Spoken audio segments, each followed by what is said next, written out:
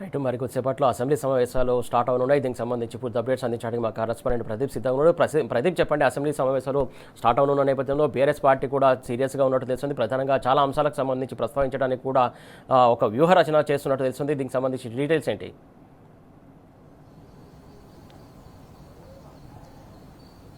Assembly budget సమావేశాలు ఈ రోజు నుంచి ప్రారంభం కాబోతున్నాయి. 11:30కు గవర్నర్ అసెంబ్లీకి రాబోతా ఉన్నారు. అసెంబ్లీ ప్రాంగణంలో ఏర్పాటు చేసినటువంటి తెలంగాణ తల్లి విగ్రహాన్ని గవర్నర్, అదేవిధంగా మండలి చైర్మన్, స్పీకర్తో పాటు ముఖ్యమంత్రి రేవంత్ రెడ్డి ఆవిష్కరిస్తారు. ఆ తర్వాత ఉభయ సభలను ఉద్దేశించి గవర్నర్ ప్రసంగిస్తారు. 11:45 గవర్నర్ ప్రసంగం ఉండబోతా ఉంది. ఈ సెషన్లో ఈసారి కౌన్సిల్ అదేవిధంగా అసెంబ్లీ ఒకే ప్రాంగణంలో జరగబోతా ఉన్నాయి. పాత అసెంబ్లీ భవనాన్ని పునరుద్ధరించి ఇటీవల ప్రారంభించారు. దాంట్లో కౌన్సిల్ నిర్వహించబోతున్నారు. ఉభయ సభలు ఒకే ప్రాంగణంలో నిర్వహించనున్నారు. ఇందుకు సంబంధించినటువంటి ఏర్పాట్లన్నీ పూర్తయినటువంటి పరిస్థితి. అసెంబ్లీ ఈరోజు గవర్నర్ ప్రసంగం తర్వాత వాయిదా పడిన తర్వాత బీఏసీ సమావేశం ఉంటుంది. బీఏసీ సమావేశంలో సభ పని దినాలు, సభ ఎజెండాను ఖరారు చేయనున్నారు. అయితే ఈ నెల 30 వరకు లేదా 27 వరకు అసెంబ్లీ జరిగేటువంటి అవకాశం ఉందనేది ప్రధానంగా జరుగుతున్నటువంటి చర్చ. అసెంబ్లీని తక్కువ రోజులు జరపాలనే యోచనలో ప్రభుత్వం ఉన్నట్లుగా తెలుస్తా ఉంది. ఎందుకంటే ఇప్పటికే ఎప్పటి వరకు సభ జరుగుతుందనేది బీఏసీలో నిర్ధారిస్తారు. కానీ ముందుగానే షెడ్యూల్ కూడా అయితే సీఎంఓ కార్యాలయం ప్రకటించినటువంటి పరిస్థితి మనం చూశాము. దీంతో కొత్త విమర్శల పాలు కావడంతో దాన్ని సరిచేసుకున్నటువంటి పరిస్థితి. అయితే ఈ అసెంబ్లీ బడ్జెట్ సమావేశాలు అత్యంత వాడివేడిగా సాగేటువంటి అవకాశం ఉంది. ప్రభుత్వాన్ని నిలదీసేందుకు ఇప్పటికే బీఆర్ఎస్ సన్నద్దమైంది.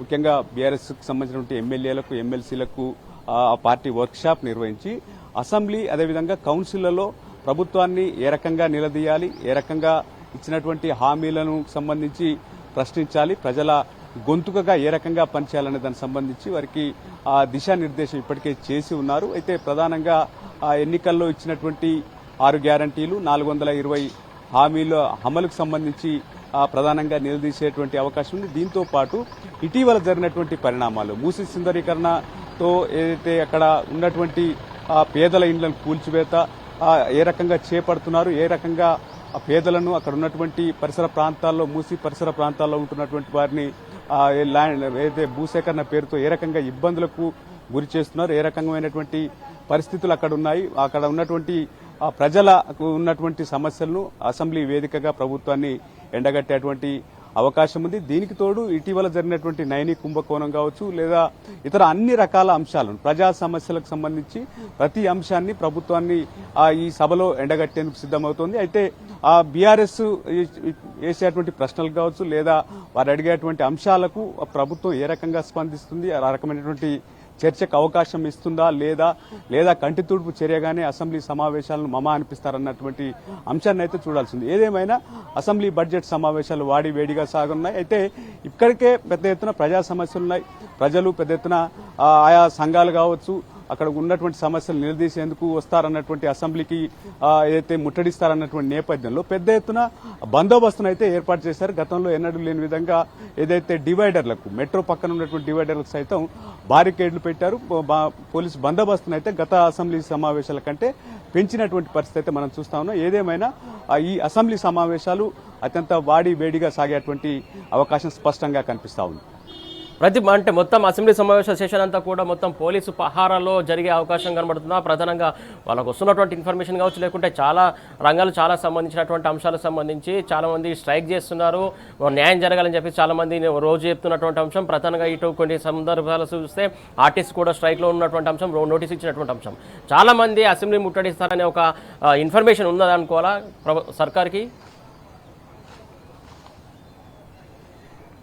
ఇంటెలిజెన్స్ రిపోర్ట్ ఆధారంగా ఏదైతే బందోబస్తును అయితే గణనీయంగా పెంచారు. గతంలో సెషన్స్ కంటే మనం మునుపెన్నడూ లేని విధంగా పోలీసు బందోబస్తు అయితే పెరిగింది. ఉదాహరణకు పబ్లిక్ గార్డెన్, అదేవిధంగా అసెంబ్లీ ఎంట్రీ పాయింట్లోనే దాదాపు 200 మందికి పైగా పోలీసులు ఉన్నటువంటి పరిస్థితి. అటు బస్ స్టాప్ ను సైతం మూసివేశారు. రెండోది బారికేడ్స్ అసెంబ్లీ సైడే ఉండేది, కానీ ఈసారి ఈ ఏదైతే డివైడర్స్ ఉంటాయో డివైడర్స్ ప్రాంతంలో కూడా చుట్టూ పెట్టారు. ఎందుకంటే ఎవరైనా ఇక్కడ ముట్టడికి వస్తారా అన్నటువంటి అనుమానంతో ఆ రకంగా ఈ మొత్తానికైతే పోలీసు బందోబస్తు, మరోటి బారికేడ్లతో మొత్తానికి కట్టుదిట్టమైనటువంటి భద్రతను అయితే ఏర్పాటు చేశారు. పోలీసు సంఖ్యను పెంచారు. ఏదైతే మొత్తానికైతే ఒక 2.5 ఏండ్ల కాలంలో మునుపెన్నడూ లేని విధంగా ప్రభుత్వానికి ప్రజల నుంచి వచ్చేటువంటి సమస్యలను ఎదుర్కోలేక వారిని సమస్యలు పరిష్కరించక వారి నుంచి వచ్చేటువంటి వ్యతిరేకత కావచ్చు, ఆగ్రహం, కొంత భయాందోళనకు గురి చేస్తుందని చెప్పొచ్చు. అసెంబ్లీ సమావేశాల సందర్భంగా ఆ రకంగా బందోబస్తును పెంచారు. రెండోది బారికేడ్లు, ఎక్కడికక్కడ బారికేడ్లు పెట్టినటువంటి పరిస్థితి అయితే మనం చూస్తా ఉన్నాం. రెండోది మీడియాను లోపలికి అనుమతిస్తారా లేదన్నటువంటి ఒక సస్పెన్స్ అయితే ఉంది. ఎందుకంటే ఆ 2 అసెంబ్లీ అదేవిధంగా కౌన్సిల్ ఒకే ప్రాంగణంలో ఉండడంతో అందులోకి ఈ ఏదైతే సెంట్రల్ హాల్ టైప్లో పార్లమెంట్ తరహాలో సెంట్రల్ హాల్ లాగా చేయాలన్నటువంటి ఆలోచన గతంలో ముఖ్యమంత్రి స్వయంగా చెప్తున్నటువంటి పరిస్థితి. ఈ నేపథ్యంలో మీడియాను లాబీలోకి ఎంటర్ చేస్తారా చేయరా అన్నటువంటి సస్పెన్స్ అయితే కొనసాగుతున్నటువంటి పరిస్థితి అయితే మనం చూస్తా ఉన్నాం. Right, thank you Pradeep.